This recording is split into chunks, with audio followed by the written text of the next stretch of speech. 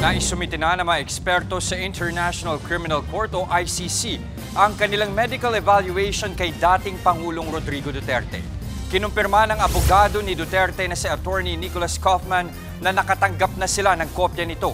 Pero sinabi niyang confidential pa sa ngayon ang resulta ng medical evaluation. Matatanda ang bumuo ng panel na may 3 miyembro ang ICC para suriin ang kondisyon ni Duterte. Kasunod ito ng hiling ng kanyang kampo na ipagpaliban ng hearing para sa confirmation of charges. Nakararanas daw kasi ang dating Pangulo ng cognitive impairment na nakakaapekto sa kanyang memorya at kakayahang humarap sa trial. Mga kapatid, Jess De Los Santos po ang inyong kasangga sa paghahatid ng balita para sa may alam at may pakialam. Para sa tuloy-tuloy na makabuluhang balitaan, mag-follow at mag-subscribe na sa social media pages ng News 5.